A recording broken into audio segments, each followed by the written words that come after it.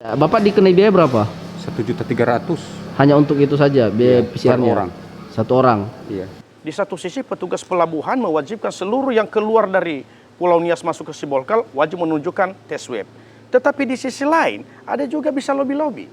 Kadang ada nanti aja telepon, dok, saya hasilnya gini, bisa nggak dikondisikan? Terus terang kalau saya Pak, saya tidak bisa seperti itu.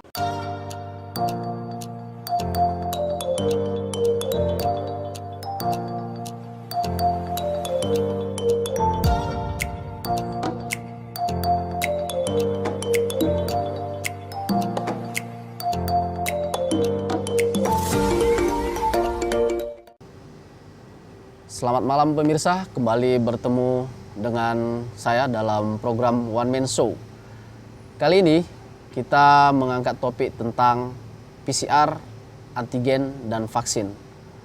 Dalam satu pekan terakhir ini, Kepulauan Nias sempat mengalami beberapa polemik tentang aturan dan syarat terkait ketentuan dalam melakukan perjalanan dari dan keluar Kepulauan Nias. Tentu dalam kondisi ini banyak masyarakat yang bingung karena selain fasilitas dan mereka juga tidak paham apa perbedaan antara antigen, PCR dan vaksin, sehingga ini menjadi sebuah ketentuan yang harus dimiliki dan harus disiapkan oleh masyarakat atau warga, bahkan penumpang yang harus melakukan perjalanan. Tentu dalam konteks ini kita akan berdiskusi bersama narasumber saya. Yang pertama di sini saya ditemani oleh salah seorang dokter, yaitu Dr. Yuliani Jaluhu, merupakan spesialis patologi klinik yang ada di Kepulauan Nias ini. Selamat malam dokter. Selamat malam. Dan yang kedua, ini juga teman saya, sahabat saya, salah seorang akademisi, yaitu Bung Martinus Gia. Selamat malam, Bung. Selamat malam. Nah, tentu dalam kondisi ini menarik ya, bahwa di tengah-tengah pemerintah gencar untuk melindungi masyarakatnya dan menerapkan beberapa syarat. Tentu ini adalah hal yang baik. Tetapi ironis kemudian bahwa sampai saat ini akses pintu masuk di Kepulauan Nias ada dua, baik melalui jalur laut maupun melalui jalur udara. Namun ada pemberlakuan yang kurang fair, di mana bahwa seperti di penerbangan udara, masyarakat beberapa waktu yang lalu itu diharuskan untuk bisa menunjukkan dokumen PCR, dan itu adalah 2 kali 24 jam. Sementara penyeberangan laut, prasyarat itu tidak diberlakukan. Jadi sehingga menimbulkan pertanyaan bagi masyarakat kemudian yang melakukan perjalanan. Kedua, vaskes yang ada saat ini di Kepulauan Nias, khususnya di Kota Gunung Sitoli juga, kita tidak tahu sejauh apa keberadaan vaskes yang bisa menyediakan PCR yang dibutuhkan oleh masyarakat itu sendiri. Nah, tentu dari kondisi-kondisi ini mungkin kita malam ini akan mendengarkan beberapa hal dari para narasumber. Mungkin yang pertama ini saya mau sedikit pertanyakan ke dokter ya, dari sisi profesi. Ini ada 3 nih dokter yang saat ini sedang booming ya, baik di tengah-tengah masyarakat maupun dalam melakukan perjalanan-perjalanan, tentunya baik dari di dalam negeri maupun di ke luar negeri atau di luar daerah gitu. Ada yang namanya antigen, Iya. yang kedua itu ada namanya PCR, Iya. dan yang ketiga itu adalah vaksin. Iya. Nah, sebenarnya keberadaan 3 perangkat ini atau 3 jenis apa sebenarnya yang membedakannya, dan seperti apa cara kerjanya, dan seperti apa sebenarnya manfaatnya. Mungkin dokter bisa sedikit memberikan kita pencerahan dulu sebelum kita berdiskusi lebih jauh. Silakan dokter. Baik, terima kasih. Izin ya Pak. Iya, silakan. Jadi gini, memang betul pemeriksaan yang terkait COVID ini ada beberapa. Nah, khususnya yang berhubungan dengan perjalanan, ada dulu ada antibodi, pemeriksaan antibodi COVID-19, tapi itu sudah tidak dipakai lagi. Kemudian sekarang yang masih berlaku itu antigen COVID-19 dan pemeriksaan PCR. Ada pemeriksaan lain tetapi tidak dipakai. Nah, perbedaannya apa? Pemeriksaan antigen ini pemeriksaan terhadap virus COVID juga, hanya saja memakai alat yang sederhana. Jadi karena dia sederhana juga, tingkat akurasinya kurang. Ya, tingkat akurasinya kurang. Jadi misalnya seseorang diperiksa memberikan hasil negatif, sebenarnya nanti ketika diperiksa lebih lanjut dengan metode yang canggih yaitu PCR bisa aja positif. Karena salah satu keterbatasan antigen ini, dia hanya positif pada fase akut namanya.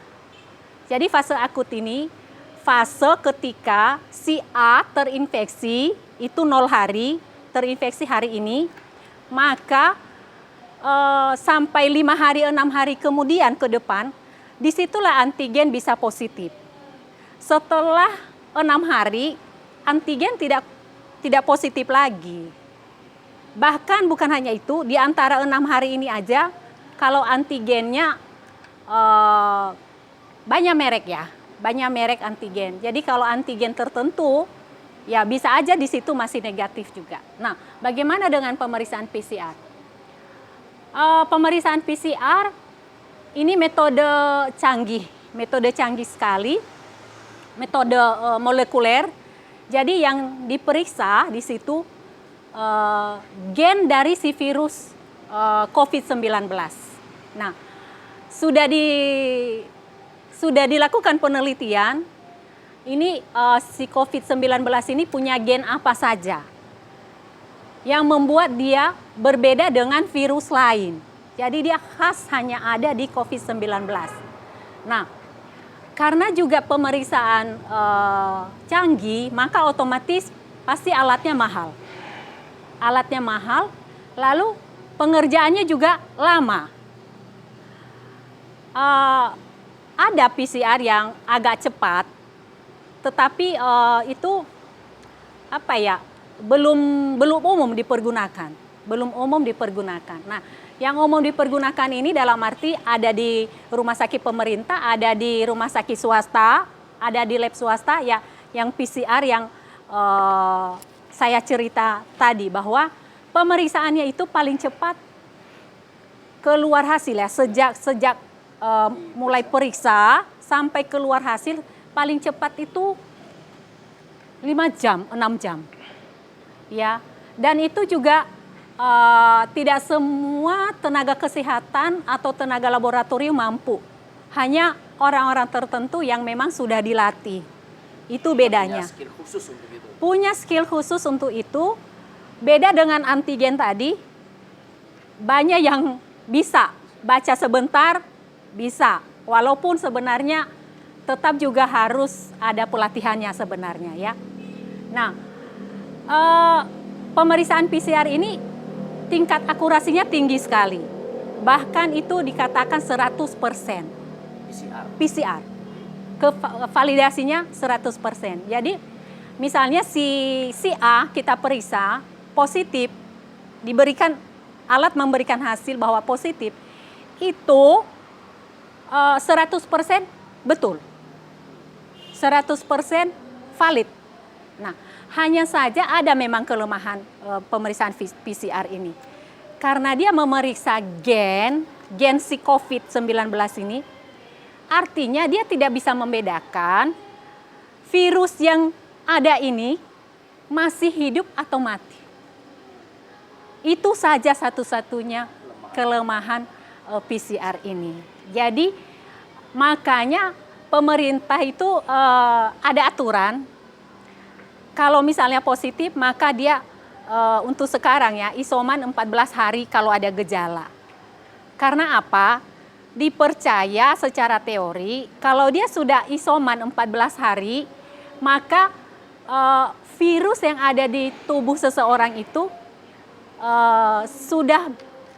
sudah selesai masa infeksiusnya, tidak hidup lagi. Kalaupun dia ada virus itu, mungkin sudah berupa bangkai virus namanya. Artinya tidak bisa menularkan tidak menularkan lagi dengan kata lain. Nah, jadi makanya seringkali ada ada saudara, ada teman yang tanya sama saya udah isoman 14 hari, jadi habis ini saya ngapain, periksa PCR atau antigen. Jadi saya kasih tahu bahwa sebenarnya kalau sudah isoman 14 hari, tidak ada keharusan untuk memeriksa apapun. Tidak ada keharusan. Terutama kalau antigen, tidak usah periksa lagi. Karena kalau diperiksa di hari ke-15, pasti hasilnya sudah negatif. Karena sudah lewat masa fase akutnya.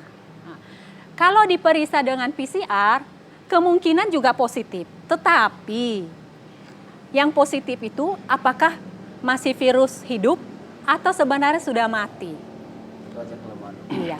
Oke, dari sisi vaksin sendiri, Dok? Vaksin. Vaksin ini sebenarnya kan tujuannya supaya kalau disuntikan zat vaksin itu ke tubuh seseorang, maka tubuh seseorang itu membuat reaksi. Jadi tubuh itu menganggap gini, ada benda asing masuk di tubuh saya. Karena selalu seperti itu respon tubuh kita kalau ada kemasukan sesuatu. Dia tangkap, ada benda asing. Maka sel-sel tubuh kita langsung bereaksi, macam-macam sel-sel tubuh kita. Terutama yang sel darah putih yang dulu kita kenal ya. Sel darah putih pun ada bermacam-macam lagi. Itu bereaksi. Mereka langsung membuat pertahanan.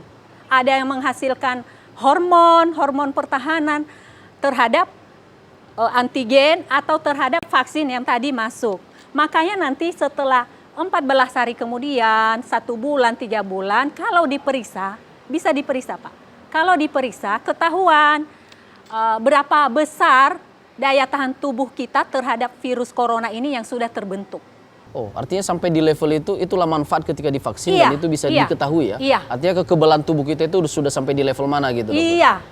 Oke. Ada angkanya, hanya saja pemeriksaan itu di NIAS belum ada ya Pak ya. Nah ini menarik, artinya kalau vaksin kemudian, ini bisa kemudian dilihat tingkat kekebalan itu tadi, artinya kan ada jaminan di sana. Tapi bagaimana dengan kasus bahwa ada juga 1-2 mungkin?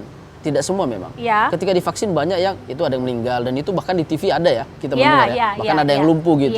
Nah ini kan bertolak belakang dengan apa yang dokter sampaikan tadi bahwa justru ketika sesuatu benda masuk maka tubuh bereaksi dan dia membentuk imun tubuh tadi, kekebalan tubuh sehingga kita bisa mengukur kita sudah sampai di level mana. Nah ketika dia berefek pada tingkat kematian ini gara-gara apa mungkin dok? Nah ini berita-berita seperti ini seringkali membuat masyarakat jadi takut ya Pak. Iya, betul. Jadi takut ikut vaksin. Iya. Tapi sebenarnya gini, masyarakat harus pintar melihat apa yang dibaca di sosmed terutama. Dicari dulu, ini informasinya valid, akurat atau tidak. Jangan asal ditelan bulat-bulat, jangan asal dipercaya bulat-bulat. Jadi saya nggak bisa komentari yang meninggal itu. Karena secara teori dan sudah diteliti, biasanya kan sesuatu itu baru diterapkan, terutama di bidang medis ini ya. Sesuatu itu baru diterapkan sudah melalui tahap-tahap yang tidak mudah. Ada fase klinis tahap 1 sampai 4 itu harus lewat dulu. Dan menurut penelitian itu bahwa vaksin aman. Bukan cuma mungkin sekarang ya vaksin ini baru baru tren bagi masyarakat umum. Tapi sebenarnya kan sudah biasa bagi bayi-bayi kita dulu waktu kecil. Dan itu tidak ada masalah. Hanya jenisnya mungkin yang berbeda karena ini wabah pandemi ya, mungkin COVID ini ya. Iya, tapi metodenya kurang lebih sama. Bahwa virus diambil, diinaktifkan, lalu itu virus yang sudah setengah loyo mungkin ya istilahnya, itulah yang dimasukkan ke tubuh kita. Sehingga ketika ada reaksi sedikit, tidak sampai sakit berat. Iya, jadi gini dok, artinya dari 3 fase atau 3 jenis yang disampaikan tadi, mulai dari antigen, PCR, dan vaksin. Nah, sejauh ini kan belum ada penelitian yang benar-benar mengatakan bahwa dengan menggunakan 3 metode ini, maka kita terbebas dari COVID. Oh iya. Nah ini yang menjadi kemudian keraguan masyarakat.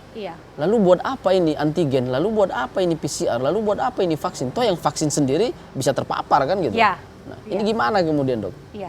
Jadi gini Pak, penyebab penyakit infeksi, ya penyakit infeksi namanya ini ada bermacam-macam.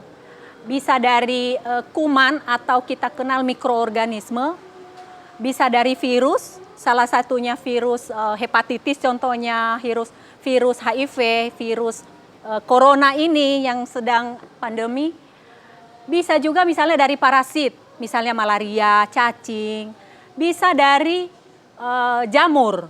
Ya, jamur-jamur kita salah makan, ada makanan basi kita makan, itu menyebabkan infeksi juga. Jadi itu semua penyakit-penyakit yang menyebabkan infeksi. Nah, penyakit infeksi lain, Pak, sekarang sudah ditemukan semua obatnya. Cacing ada obatnya, malaria ada obatnya, kuman ada obatnya. Misalnya kita terluka, kemasukan kuman, itu kita minum antibiotik yang cocok, udah mati kuman itu. Tapi sebenarnya virus sampai hari ini, virus apapun belum ada obatnya. Mau virus hepatitis, mau HIV, mau corona, mau virus-virus lain, sampai sekarang ilmu pengetahuan belum menemukan obatnya. Jadi maksudnya gini, yang saya maksud di sini obat, bahwa kalau dikasih obat A, maka virus ini langsung mati. Tidak seperti itu. Kalau malaria, itu kan parasit. Kalau ada obat malaria kita minum, malarianya mati. Itu berarti obatnya. Yang berlaku pada virus ini, kita bukan matikan virusnya, Pak. Karena belum ada obatnya. Belum ada obat. Tapi sifatnya kita minum obat dengan tujuan mensimulasi hormon-hormon yang ada di tubuh kita, sel-sel yang ada di tubuh kita, supaya sel-sel itu membangun sistem daya tahan tubuh kita. Artinya bahwa kemudian yang digunakan selama ini sebenarnya lebih kepada bagaimana tubuh kita siap menghadapi virus ketika virus belum bisa dimatikan. Betul. Itu mungkin terminologinya, Bu, ya? Iya, jadi tubuh kita sendiri nanti yang lambat laun mematikan virus ini. Nah, ini kan sebenarnya kan menarik. Artinya dengan kondisi saat seperti ini, banyak masyarakat yang sampai saat ini mungkin orang awam sekaligus juga belum tahu tentang informasi seperti ini, bahwa ada rumah sakit, ada dinas terkait yang semestinya juga bisa melakukan sosialisasi dan pemahaman seperti ini. Mungkin dari sisi pengamatan di sini ada Bung Martin ya, selaku akademisi. Sebenarnya apa yang salah dengan kondisi sampai saat ini? Bahwa kita sudah mendengarkan dari dokter. Mungkin Anda bisa menanggapi apa yang saat ini salah dari yang tengah dilakukan oleh pemerintah, baik terkait dengan antigen, PCR, dan vaksin sendiri. Mungkin bisa ditanggapi. Baik, gitu. Terima kasih. Yang pertama bahwa masalah corona ini sudah menjadi bagian daripada kehidupan masyarakat kita saat ini. Ya, dalam beberapa pernyataan Presiden mengatakan bahwa ke depan bagaimana kita hidup berdampingan dengan corona. Walaupun ditanggapi oleh berbagai pendapat yang berbeda-beda. Ya, ada yang menganggap bahwa pemerintah mengajak masyarakat mati bersama-sama. Tentu itu bukan pemahamannya. Kenapa? Saya sepakat dengan apa yang disampaikan oleh Bu Dokter, bahwa sampai saat ini belum kita menemukan sebuah obat yang bisa menyembuhkan secara total. Ya, apalagi dengan wabah ini yang sudah mendunia. Nah, lebih daripada itu sebenarnya adalah pemerintah belum konsisten secara maksimal di dalam menerapkan berbagai pola penanganan COVID ini. Belum. Bagaimana kita buktikan? Beberapa langkah-langkah yang dilakukan itu sepertinya berubah-ubah setiap saat. Ya. Bahkan ada kelompok-kelompok yang mengumpulkan berbagai istilah-istilah yang digunakan oleh pemerintah. Ya, mulai dari pembatasan sosial, PPKM yang terakhir ini dengan beberapa level-level. Ini sebenarnya namanya saja yang diubah, sementara polanya itu saja. Nah, kemudian penerapan sanksi itu masih pilih-pilih bulu. Ya. Pemerintah mengeluarkan sebuah larangan, lalu di satu sisi juga membiarkan pelanggaran-pelanggaran terjadi. Itu tidak konsisten. Tidak konsisten. Menerapkan sanksi-sanksi dalam bentuk nominal uang, bahkan beberapa yang divonis di luar daerah itu, tetapi di sisi lain mereka membiarkan begitu saja. Terlepas dari persoalan masyarakat, banyak yang juga yang tidak mau peduli dengan kondisi ini. Mereka hanya memberikan alasan bahwa kami mau makan apa kalau kami dikurung di rumah. Apalagi kalau sempat pemerintah menerapkan lockdown. Bisa kita bayangkan bagaimana situasi negara ini di lockdown dalam tempo 1 bulan saja. Negara harus menyediakan uang begitu besar. Bagaimana memberikan makan 260.000 masyarakat Indonesia yang ada di rumah dalam jangka waktu lockdown. Syukur itu tidak diterapkan, lalu diberikan kelonggaran. Ya. Lalu persoalan lain dibenturkan oleh pihak-pihak lain yang tidak sepakat dengan pemerintah. Saya bawa ke konteks Pulau Nias lah. Ya. Saya masih ingat ketika jalan protokol di depan ini ditutup, lalu muncul berbagai perdebatan di masyarakat. Sebenarnya apa yang terjadi di Pulau Nias ini? Sampai masyarakat pemerintah mengambil sikap gegabah dengan menutup beberapa jalan-jalan protokol. Lalu diterapkan dengan pembatasan-pembatasan kegiatan sosial, mulai yang jualan-jualan makanan di belakang ini, sampai toko-toko dan tempat-tempat nongkrong-nongkrong masyarakat. Sampai penerapan PPKM. Tapi kan saya potong sedikit, tapi kan penerapan itu sebenarnya kan dalam rangka melindungi masyarakat agar tidak terjadi penularan yang lebih tinggi. Betul. Bahwa COVID itu ada 3 hal yang harus dihindari. Ya. Adanya kerumunan, tentu juga adanya aktivitas-aktivitas yang menimbulkan banyak di situ. Betul. Dan itu kemudian ketika pembatasan itu tentu dalam rangka itu menyelamatkan masyarakatnya. Lalu yang salahnya di mana di situ? Kita sepakat dengan itu. Artinya tujuan pemerintah bagaimana menyelamatkan masyarakat dan ekonomi masyarakat. Tetapi saya kembali ke pernyataan saya dari awal tadi bahwa pemerintah tidak konsisten dengan kebijakannya. Ya, kita bisa membuktikan ketika keluar sebuah aturan surat edaran bahwa pembatasan masyarakat dengan melarang ini, melarang itu, melarang ini, melarang itu. Nah, tetapi di sisi lain mereka membiarkan. Ya, mohon maaf saya mau mengatakan bahwa ketika yang melakukan hajatan adalah keluarga-keluarga pejabat, lalu surat edaran tidak keluar. Setelah hajatan-hajatan bagi keluarga pejabat, setelah itu keluarlah surat edaran. Kita sekarang sedang dalam PPKM level 3 sampai 8 September. Hari ini ada yang pesta di mana-mana. Apakah pemerintah sudah melakukan pengawasan? Belum. Apakah pemerintah sudah memberikan sanksi? Belum. Nah, ini yang saya maksud. Ketika pemerintah bisa konsisten dengan itu, maka saya rasa juga masyarakat bisa peduli. Kenapa harus ketat di sini, lalu longgar di sana? Ini persoalan. Nah, lebih daripada itu, pemerintah juga harus melihat lebih jauh. Persoalan bagaimana masyarakat bisa mencukupi kebutuhan sehari-harinya. Nah, prinsip saya, kita sepakat dengan penerapan pembatasan sosial berskala mikro atau skala-skala berapalah. Tetapi kita harus terapkan yang namanya kelonggaran-kelonggaran yang bisa juga membangkitkan ekonomi masyarakat. Masyarakat coba sekarang mau makan di mana ketika semua mereka dilarang jualan di Kota Gunung Sitoli ini. Dan saya belum pernah melihat Pasar Beringin, Pasar Nou itu dibubarkan. Kita sedang di masa PPKM loh. PPKM 4 dan PPKM 3. Saya belum pernah melihat pesta pernikahan dibubarkan di masa PPKM. Tidak. Nah, ini yang saya maksud sebenarnya. Pemerintah tidak konsisten di dalam menerapkan aturan. Artinya kalau itu bicara aturan, sejauh ini kan kita tadi kembali ke topik kita bahwa sampai saat ini beberapa waktu yang lalu ada penerapan untuk pemberlakuan bagi para pelaku perjalanan. Di mana di salah satu akses jasa penerbangan justru diberlakukan yang namanya PCR. Sementara di pelabuhan laut sebagai pintu masuk juga itu hanya antigen. Menurut Anda, apa yang membedakan ini bahwa sama-sama pintu masuk dan pintu keluar dan sama-sama melakukan perjalanan? Seperti apa Anda menilai kondisi seperti saat ini di Kepulauan Nias? Ya. Walaupun saat ini sudah dikembalikan ya. Betul. Setelah adanya desakan, setelah adanya beberapa masyarakat yang komplain akibat itu tadi, baik dari sisi vaskesnya yang sulit ditemukan, di sisi lain bahwa bahkan ada PCR yang sampai ke angka 1.300.000 beberapa waktu yang lalu kita temukan. Ya, terlepas dari siapa yang punya kewenangan terkait dengan kewajiban untuk tes PCR dan swab antigen itu, tapi saya melihat bahwa ada aspek bisnis tersembunyi dengan itu. Saya melihat dari sisi itu. Ya, kenapa? Karena beberapa minggu yang lalu atau kurang lebih 1 atau 2 bulan yang lalu, penerapan antigen bagi perjalanan laut yang menyeberangi Sibolga, Gunung Stoli dan sebaliknya itu, mereka menerapkan pola yang sembunyi-sembunyi. Di satu sisi petugas pelabuhan mewajibkan seluruh yang keluar dari Pulau Nias masuk ke Sibolga wajib menunjukkan tes swab. Tetapi di sisi lain ada juga bisa lobby-lobby.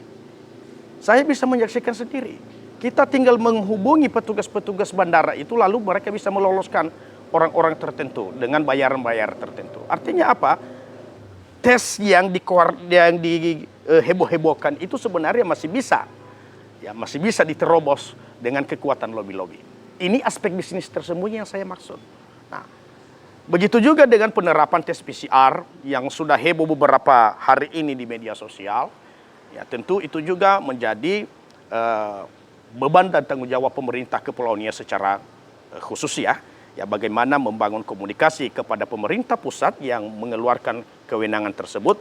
Nah, karena selama ini juga Bali saja bisa melakukan pengecualian ya bagi masyarakat yang keluar masuk Bali dengan hanya menggunakan tes antigen. Nah, tetapi kita bersyukur bahwa itu sudah dikembalikan kepada pola lama, bisa menggunakan surat antigen dari laboratorium atau klinik yang memiliki alat untuk itu. Tetapi lebih daripada itu sebenarnya, saya juga agak bingung dengan pola-pola yang diterapkan di dalam menggunakan surat-surat perjalanan ini. Ya. Ada beberapa tahapan yang sudah kita lalui, mulai dari tes swab dulu, antigen, kemudian diterapkan lagi siapa yang melakukan perjalanan ke luar daerah minimal sertifikat vaksin 1. Lalu ditingkatkan wajib 2-2. Sudah ada itu, diterapkan tes PCR. Saya secara pribadi juga tidak tahu apa motivasi daripada itu. Ya, mungkin tadi sudah dijelaskan Bu Dokter bagaimana setiap tahapan tes itu bisa mengidentifikasi ya tingkat kekebalan tubuh masing-masing. Tetapi saya melihat dari sisi bisnis. Ya, saya lihat dari sisi bisnis.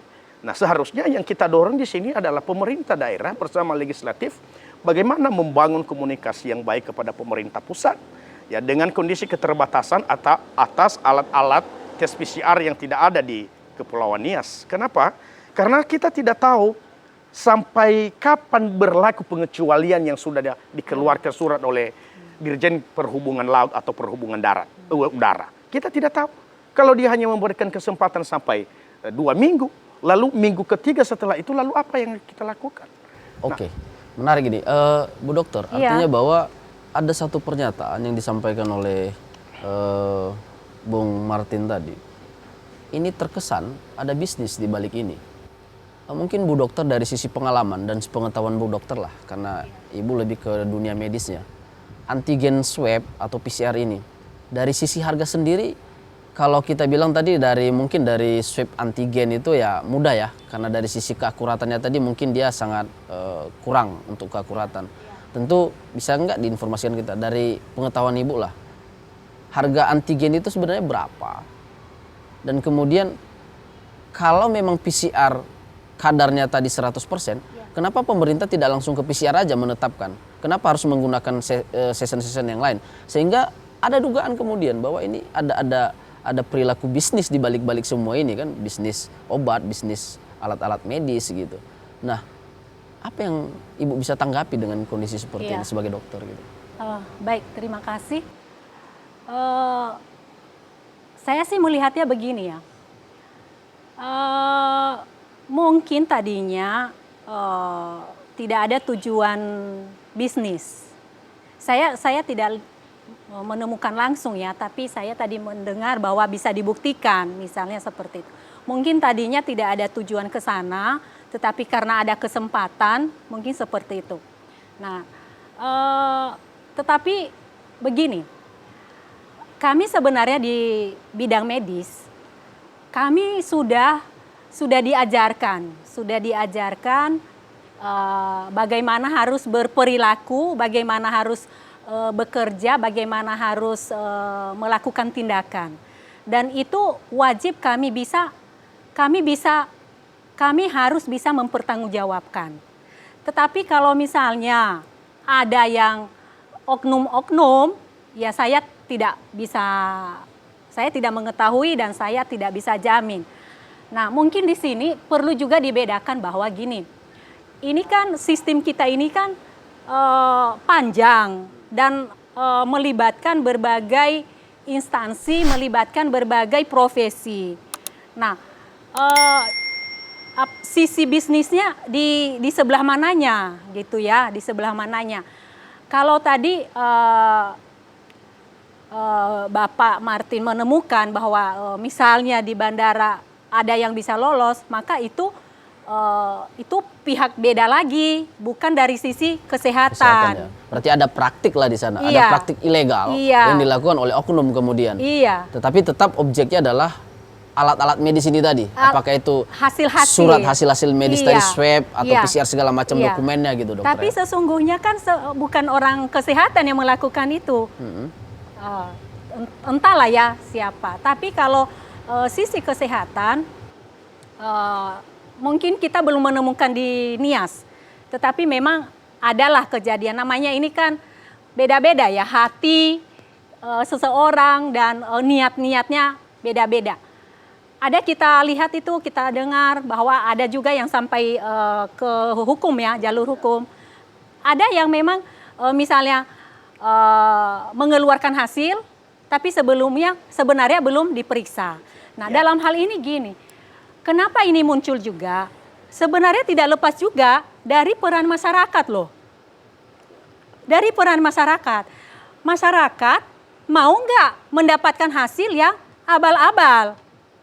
Tapi ada juga orang yang idealis, sampai waktu itu datang ke tempat saya, dia cerita, "Dok, saya sampai ke sini sudah melewati beberapa klinik dan tempat. Dan kenapa saya harus jauh-jauh ke sini? Karena saya tahu di sini benar-benar diperiksa." Itu pernyataan beliau. Mereka butuh yang memang real ya. Yang dokter? real, jadi mereka nggak mau yang asal keluar hasil. Makanya sebenarnya saya menghimbau teman-teman saya di level medis. Ya. Ayolah kita bekerja sesuai tupoksi kita, sesuai kompetensi kita, dan kita jaga marwah kita. Dalam arti lakukan pemeriksaan, lakukan tugas pelayanan sesuai SPO yang ada, dan jangan ada niat-niat tertentu. Ya, kalau misalnya hasil positif, ya sudah positif saja. Kalau hasilnya negatif, ya sudah negatif saja. Karena kadang ada nanti aja telepon, "Dok, saya hasilnya gini, bisa nggak dikondisikan?" Dibantu. Terus terang kalau saya, Pak, Ya. saya tidak bisa seperti itu. Terus saya juga tidak tega melihat efeknya nanti ke masyarakat. Misalnya ya, saya loloskan. Ya, padahal dia positif. Ya, tadinya positif. Saya loloskan jadi negatif. Otomatis si A ini kemana-mana kan. Dan saya punya beban moral untuk itu. Saya ikut menyebarkan berarti kan secara tidak langsung virus yang mematikan ini. Jadi saya belum bisa melanggar hati nurani saya untuk itu. Tapi saya nggak tahu tempat lain atau orang lain. Nah, Ini artinya oknum kan? Pasti oknum, ada, iya. Nah, hanya itu juga saya harap tolong selalu dibedakan. Ini yang melakukan tindakan tak terpuji ini sebelah mana? Apakah memang benar medis atau lain lagi? Karena seringkali masyarakat itu disamaratakan aja semua. Karena udah bicara tentang kesehatan, lalu itu adalah urusan medis semua ya, urusan tenaga medis perawat semua. kesehatan ya gitu ya. Kira-kira seperti Iya, itu. ini satu lagi dokter. Artinya bahwa kecenderungan masyarakat terakhir ini kan mereka itu minim terhadap informasi dan pengetahuan tentang hal-hal baru seperti ini. Ya. Kalau dokter sendiri melihat saat ini PCR itu siapa saja yang punya fasilitas seperti itu? Apakah itu boleh di luar rumah sakit atau hanya rumah sakit yang sampai saat ini membeli? Karena itu tadi, kalau bicara harga pasti ini fantastis ya. Ya. Beda dengan antigen swab segala macam tadi. Iya. Nah, sepengetahuan dokter seperti apa PCR ini? Iya, Dan baik. apakah itu sudah layak kemudian ketika Pulau Nias ini diterapkan tentang PCR tadi? Iya. Untuk kondisi saat ini ya Pak, PCR ada di Pulau Nias, yaitu di Rumah Sakit Umum M. Thompson sekarang ya. Sehari-hari kita lakukan pemeriksaannya sejak tahun lalu. Di wilayah Pulau Nias ini kita sudah memeriksa hampir Ya hampir 8.000 lah. Kita sudah periksa PCR di Pulau Nias ini. Rujukan dari Dinas Kesehatan Kota dan pasien rumah sakit. Nah, masalahnya PCR yang di rumah sakit ini adalah hanya bisa kita fokuskan untuk pemeriksaan pasien saja. Kita belum bisa melayani pemeriksaan untuk pelaku perjalanan. Karena apa? Ada beberapa kendala. Ada namanya reagen, bahan baku yang kita butuh untuk pemeriksaan PCR itu terbatas, tidak banyak. Nah, kemudian waktu pengerjaannya banyak, membutuhkan orang-orang yang sudah terlatih dan personilnya beda. Ada yang di ekstraksi, ada yang di PCR, ada yang di bagian adminnya, ada petugas swabnya. Jadi sekali jalan itu membutuhkan banyak petugas terlatih. Kemudian hasilnya lama. Kemudian Pak gini, kalau pemeriksaan lain itu satu pasien bisa memakai satu alat. Jadi bisa cepat keluar hasilnya. Kalau PCR ini dia bentuknya misalnya kayak apa ya? Kita bilangnya well. Jadi kayak sumur-sumur gitu ya. Misalnya gini ya. Ini misalnya well-nya. Nah, well itu ini ada sumur 1, 2 sampai 30, Pak. Itu level yang kita pakai ya. Sampai 30 sumur. Artinya 30 sampel sekali periksa. Nah, ketika pasien kita hanya 2 atau hanya 5, tapi kita paksa memakai well yang 30 ini, rugi besar. Rugi harusnya 30 juga. Karena gini, reagen yang saya bilang tadi itu sangat mahal. Indonesia itu masih mengimpor dari luar negeri. Iya, jadi gini saya juga perlu sampaikan, masyarakat dan toko-toko, tolong jangan selalu menyalahkan Vaskes, layanan kesehatan, kenapa mahal. Karena gini loh, membelinya juga mahal dari distributor. Kenapa distributor mahal? Ya dia impor dari luar negeri. Contohnya India Pak, alat kesehatan dia produksi sendiri. Lalu reagen-reagen tadi beserta BHP-nya dia produksi sendiri. Otomatis jatuhnya murah. Di kita tidak ada yang kita buat Pak. Hampir tidak ada, semua impor. Ya otomatis sampai di sini mahal. Nah, menurut Ibu Dokter, berarti pemberlakuan PCR kemarin itu sebenarnya tidak layak ya untuk diberlakukan untuk di Kepulauan, karena bicara persoalan harga dan kesulitan tadi, alat-alat tadi. Aksesnya ya. Jadi gini, itu kan masalah kebijakan ya Pak. Okay. Nah, itu ada orang yang berwenang masalah kebijakan. Cuma saya melihat dari sisi medis ya, dari sisi medis dan fasilitas. Nias baru punya 1 PCR. Itu aja sudah kewalahan memeriksa pasien-pasien. Nah kalau itu lagi dipaksa untuk memeriksa pelaku perjalanan, sulit. Dan ini juga reagen yang kita punya itu dropan, maksudnya kiriman dari pusat. Itu semua gratis. Di sini kita tinggal memakainya. Nah kalau kita berlakukan untuk swasta, dalam arti contohnya pelaku perjalanan, seharusnya pelaku perjalanan ini karena urusan pribadi, dia membayar. Tapi kita tidak berhak menarik itu. Betul. Karena ini kan dari pemerintah semua. Nah, berarti sampai saat ini memang hanya rumah sakit umum yang punya PCR? Di Pulau Nias, yang jalan hanya rumah sakit umum. Tapi pernah saya dengar, Nias Selatan punya. Tapi saya saya kurang paham bagaimana sistemnya. Bagaimana, apakah sudah jalan atau belum, apakah masih ada atau tidak, saya kurang paham. Ya, mungkin Bung Martin, ini tadi Anda mengatakan bahwa terkesan ada bisnis terselubung di balik semua apa ini. Nah, ternyata setelah kita mendengarkan bahwa PCR itu sebenarnya selain cara kerjanya juga sangat detail, dan itu harga perangkat atau kebutuhan alat-alat yang dibutuhkan itu cukup mahal karena itu diimpor dari luar. Tapi kan belakangan kemarin sempat ada PCR, hasil-hasil PCR yang sempat tersebar dari sisi para pelaku perjalanan. Nah ini kemudian dari mana ini? Sementara bahwa keterbatasan fasilitas kita tadi tentang PCR belum ada ya, belum sangat layak untuk itu.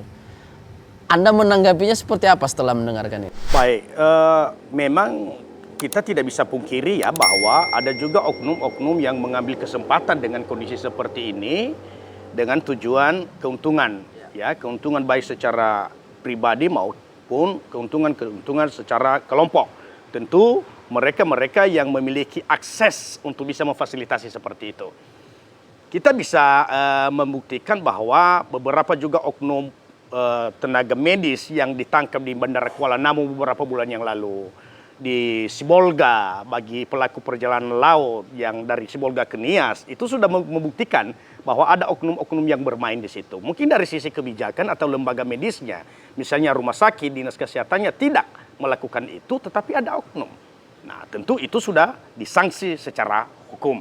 Nah, ada pihak-pihak lain seperti lembaga-lembaga yang memfasilitasi perjalanan, seperti KSOP Pelabuhan, ya, bandara, petugas-petugas bandara, oknum-oknum yang bisa memfasilitasi antara rumah sakit atau dinas kesehatan dengan petugas bandara. Dan itu sudah banyak kita buktikan. Nah, artinya saya tidak memvonis persoalan lembaga ya, saya bicara oknum. Ya, oknum individu atau oknum lembaga. Artinya kesempatan ini mereka gunakan. Nah, tadi Bu Doktor mengatakan bahwa ada juga masyarakat yang kepengen hasilnya yang akurat. Oke, ada berapa persen yang mau seperti itu? Kecil. Sekarang orang berbondong-bondong untuk mendapatkan sesuatu dengan cepat, tanpa ribet dan repot. Apalagi kalau dia mepet mau berangkat besok, tolong dulu, negatifkan saja. Berapa bayarannya saya bayar? Memang hati nurani tenaga medisnya saya berdosa loh. Saya negatifkan ini padahal positif atau sebaliknya. Saya positifkan padahal negatif, saya berdosa. Tetapi ada permintaan. Ada permintaan, harga biaya benar saya bayar. Apalagi kalau melalui jalur-jalur tertentu. Bantu dulu Pak, tolong hubungi dokter ini, biar dia keluarkan tes negatif. Saya mau berangkat besok, ada kepentingan bisnis, ada kepentingan ujian, atau alasan-alasan lain. Ya, normal ya, kita juga manusiawi kalau seperti itu. Tergoda.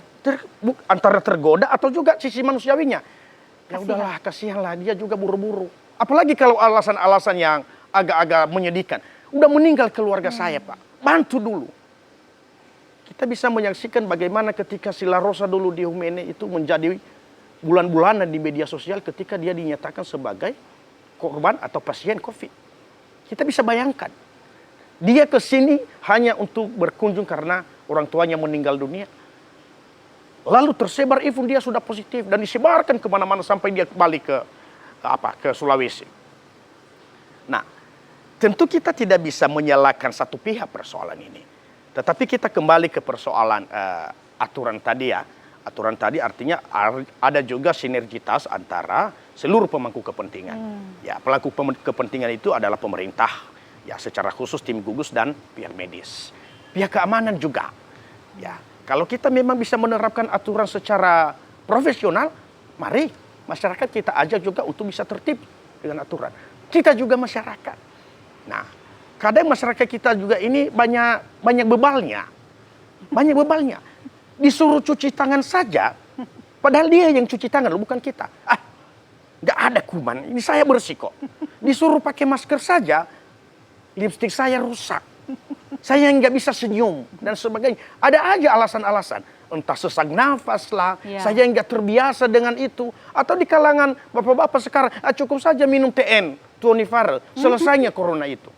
Masih mending kita di sekitar kota Gunung Sitol ini. Masih ada kesadaran kita untuk bisa menggunakan masker dan menaati prosedur penanganan COVID. Tapi coba di kampung-kampung bagaimana? Datang ke kampung. Kita dari Gunung Sitoli mau ke kampung sudah pakai masker, ngapain pakai masker? Nggak ada kuman di sini. Artinya kadang kita ketawa sendiri. Saya kadang kalau kembali ke Humene, ngapain? Kenapa pakai masker? Jadi kita dibully sendiri ketika kita balik ke kampung dengan menggunakan pakai masker. Di situ kita bisa melihat bahwa tingkat kesadaran masyarakat kita ini memang masih sangat rendah. Ya, Tapi terkait dengan persoalan-persoalan itu tadi, semua punya kepentingan. Pelaku perjalanan kepengen urusannya cepat-cepat, tidak mau repot. Dia juga menawarkan iming-iming. Dan oknum petugas juga tergiur. Ya tergiur karena uang atau memang ada rasa belas kasihan. Mungkin familinya lah.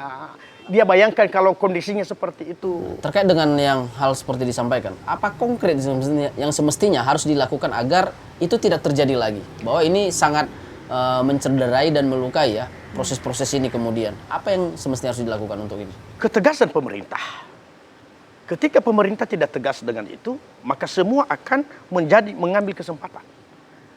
Nah, persoalannya pemerintah sudah tegas belum? Belum. Saya mau mengatakan belum. Kenapa ada gerakan-gerakan bagi sebagian masyarakat yang menolak penerapan PPKM ini? Itu karena sikap pemerintah yang tidak tegas. Bisa nggak kita bayangkan bagaimana PPKM ini setiap saat berubah-ubah? Ini nanti tanggal 8 September. Kita tidak tahu berapa hari setelah itu lagi nanti keluar surat edaran lagi. PPKM diperpanjang lagi. Berapa kilometer diperpanjang. Dan saat ini pun diperpanjang, diperpanjang. Dan saat ini kan diperpanjang Sedang lagi. diperpanjang. Oke. Itu sudah level ketiga sampai tanggal 8. Setelah tanggal 8 apa? Apakah langsung berhenti? Saya rasa tidak. Yakinlah pasti ada kebijakan keluar lagi. Dan ini yang kadang membuat masyarakat, kadang yang bilang, peduli amat. Biarin aja. Nah mate-mate. Nah kita tidak mau ada pernyataan-pernyataan seperti itu dari masyarakat. Ketika ada pernyataan seperti itu berarti mereka tidak mau tahu lagi.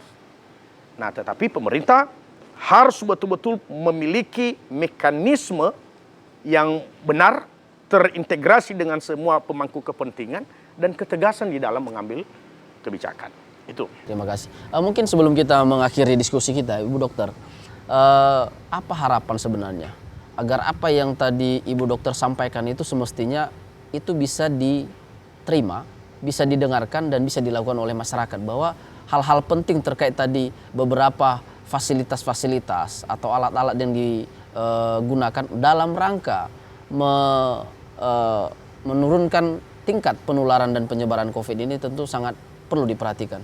Apa harapan terkait dengan informasi-informasi ini ke depan dan baik bagi masyarakat maupun bagi pemerintah? Mungkin sebelum harapan ada sedikit lagi yang saya tambahkan ya Pak. Tadi udah saya sampaikan bahwa PCR di Pulau Nias hanya ada di rumah sakit yang aktif. Namun karena situasi selama ini, contohnya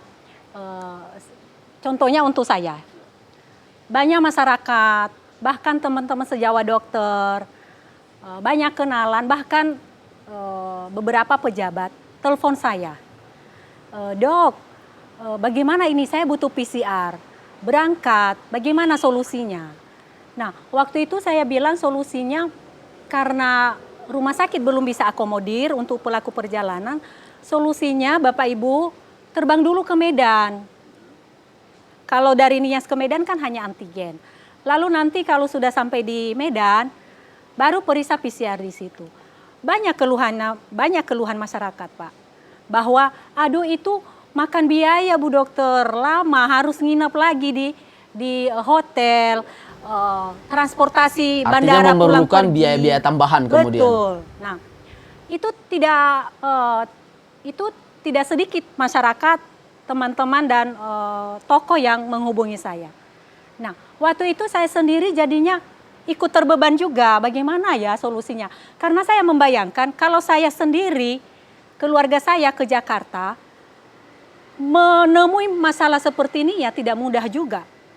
Berlipat biaya yang dikeluarkan. Nah, contohnya waktu itu saya pribadi, saya coba tanya-tanya, kalau misalnya saya fasilitasi, kebetulan kan saya ada laboratorium. Kalau misalnya saya fasilitasi untuk merujuk swab ke Medan atau ke Sibolga, kira-kira seperti apa, berapa lama? Karena terkait waktu juga perlu untuk pelaku perjalanan, karena hanya 2 kali 24 jam. Nah akhirnya ketemu bahwa adalah di Sibolga bisa bantu. Kalau swab hari ini maka besok bisa keluar hasil. Nah kenapa harganya terkesan agak mahal? Terus terang kami sampaikan, keuntungan di situ tidak seberapa besar. Karena apa? Ada tabung yang kami pakai ketika swab itu, namanya VTM, media transport virus. Itu aja berapa harganya, Pak?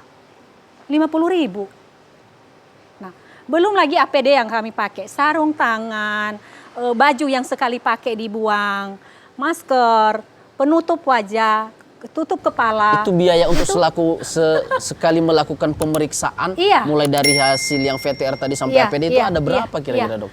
Itu tergantung sih Pak, karena level-level juga Ya. ini ya. Tapi itu rata-rata di 100.000 sampai 150.000. Itu hanya yang Terbuang ya? terbuang. Terbuang, oke. Itu hanya yang terbuang. Makanya nanti masyarakat mohon pengertian kalau memang harganya lebih tinggi dari yang ditetapkan oleh pemerintah, ya. Belum lagi ongkos kirim. Nah, itu yang kita coba fasilitasi selama ini, dan puji Tuhan ya, banyak yang sudah terbantu. Nah, kemudian terkait tadi apa harapan? Kalau saya pribadi Pak, harapannya gini. Semua punya kesadaran. Baik masyarakat, pihak kesehatan, pihak pemerintah, penegak hukum, dan semuanya punya peran penting di sini, Pak. Ini pandemi loh, nggak cukup hanya kesehatan saja yang bergerak, nggak cukup hanya pemerintah saja. Ayo bergandengan tangan. Dan terkait tadi yang disampaikan oleh Pak Martin bahwa adalah konsistensi di sana. Apa yang diterapkan? Jangan hari ini tegas, besok kurang, ya kan? Di situ nanti benar bahwa masyarakat menjadi menyepelekan. Nah, contohnya gini. Sekarang PPKM ya, bukan lockdown. Kita bersyukur. Nah, saya sendiri, saya pribadi mengharapkan masyarakat itu sebenarnya bisa beraktivitas seperti biasa. Karena apa? Hubungan dengan ekonomi, pergerakan ekonomi. Cuma kita melakukan pekerjaan kita beraktivitas, tolonglah dilakukan, diikuti prokes dengan baik. Misalnya saya punya warung, saya jualan, kalau saya tutup saya nggak bisa makan. Itu betul. Nah sekarang boleh membuka, tapi saya sendiri juga harus menjaga diri, menjaga orang lain yang datang. Pakailah masker dengan baik. Dan jangan dibuka-buka. Maaf sekarang karena terpaksa saya ngomong, saya buka ya. Dan kita juga agak jauhan. Ya. Dan kita di ruangan terbuka. Jadi pakailah masker dengan baik. Jaga jarak dengan baik, cuci tangan dengan baik. Itu harapannya sebenarnya. Kalau kita beraktivitas Pak, tapi kita melakukan prokes dengan baik, kecil sekali penularan itu. Asal taat ya, disiplin. Asal taat, ya semua level. Kira-kira. Oke, jadi satu hal yang saya tangkap tadi, berangkat dari keprihatinan, Ya. melihat kondisi masyarakat ini ya, akibat adanya biaya-biaya tambahan, sampai saat ini dokter sudah memiliki klinik ya sendiri untuk bisa memiliki laboratorium iya. untuk bisa membantu dari sisi swab antigen ya, Iya. sehingga memudahkan masyarakat kita. Iya. Tentu ini juga kita apresiasi dan berterima kasih kepada dokter. Semoga banyak nanti masyarakat Kepulauan Nias ini, khususnya di Kota Gunung Sitoli ini, ya bisalah terbantu dan bisa mengunjungi klinik atau laboratorium dari dokter yang sudah bisa membantu, yang mungkin selama ini kita kesulitan harus keluar memiliki biaya tambahan, tapi dengan sedikit, walaupun agak sedikit mahal, tapi kita sudah bersyukur ada di Kota Gunung Sitoli ya untuk swab selain daripada rumah sakit dan yang lain-lainnya tadi. Oke, mungkin di akhir diskusi kita dengan Bung Martin, apa ini harapan untuk bagaimana kemudian masalah tentang yang kita diskusikan ini bisa kemudian masyarakat memahaminya dan paham bahwa ini adalah kepentingan bersama untuk terhindar dari semua wabah ini. Baik, intinya adalah ini adalah tanggung jawab kita bersama. Kita tidak boleh membebankan kepada pemerintah, tenaga medis, dan kepada masyarakat sendiri. Ya, ini harus menjadi mata rantai yang tidak boleh diputus satu-satu. Pemerintah sebagai pemilik kebijakan dan pengambil kebijakan konsisten dengan apa kebijakan yang dia keluarkan. Dengan catatan mereka memiliki pemikiran-pemikiran dalam jangka panjang. Aspek ekonomi, aspek sosial, dan aspek kegiatan-kegiatan yang lain. Jangan di satu sisi bicara soal penerapan PPKM, tapi di sisi lain menutup pintu-pintu akses ekonomi. Itu juga bahaya. Kemudian dari sisi medis juga kita harus akui bahwa mereka paling terdepan di dalam menangani pandemi ini. Ya, kita menghargai jerih payah yang sudah mereka berikan bahkan beberapa ribu korban yang sudah meninggal secara nasional. Dan kita hargai itu, terlepas dari berbagai oknum-oknum yang mengambil kesempatan dengan kondisi seperti ini, tetapi kita berharap ke depan tim medis secara keseluruhan akan melakukan evaluasi-evaluasi dengan beberapa pola-pola pembatasan masyarakat yang sudah dilakukan selama ini. Masyarakat juga lebih penting itu menjadi bagian daripada seluruh masalah-masalah ini. Karena masyarakat ini yang sebenarnya sebagai pemicu utama. Masyarakat bisa memahami nggak bagaimana penerapan protokol kesehatan. Masyarakat bisa menjadi bagian daripada pemutusan rantai corona ini. Ketika mereka juga tidak bisa menjadi bagian itu, maka apapun yang dilakukan oleh tim medis dan pemerintah maka akan sia-sia. Ya, tim medis setengah mati kerja. Tapi masyarakat berbondong-bondong di mana-mana tanpa ada protokoler yang mereka terapkan. Jadi ini mata rantai. Pemerintah, tim medis dan masyarakat harus sama-sama kita saling bahu-membahu bagaimana memutus mata rantai ini, pandemi ini, supaya ekonomi juga bisa bangkit, kesehatan juga kita bisa meningkat, dan kegiatan-kegiatan masyarakat kita juga bisa berjalan dengan lancar. Saya rasa itu yang bisa menjadi penutup dari saya. Oke, terima kasih para narasumber kami. Cukup senang malam ini kita bisa mendapatkan banyak informasi dan mudah-mudahan ini bisa membantu masyarakat kita. Ya, pemirsa, itulah diskusi yang barusan saja kita ikuti, di mana bahwa kita perlu mencatat untuk Kepulauan Nias, PCR hanya dimiliki oleh Rumah Sakit M. Thompson Gunung Sitoli saat ini.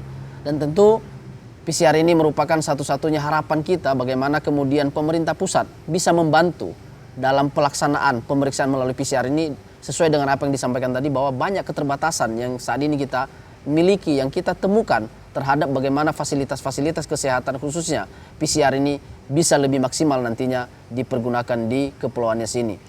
Dari sisi lain juga bahwa kita harus bisa menjaga bagaimana semua elemen bisa bersinergitas terkait dengan apa yang namanya penanggulangan untuk penularan dan penyebaran COVID ini, melalui kita harus taat dan disiplin terhadap protokol kesehatan.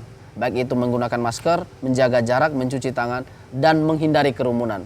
Tentu kita berbicara dari sisi apa yang membedakan antigen, PCR, dan vaksin tadi kita sudah mendengarkan, dan mudah-mudahan diskusi kita malam ini bisa memberikan informasi dan edukasi yang sangat berarti bagi masyarakat di tengah pandemi COVID-19 saat ini. Tetap ikuti kami dalam program One Man Show di Orahu Nias Channel dalam episode yang selanjutnya. Selamat malam.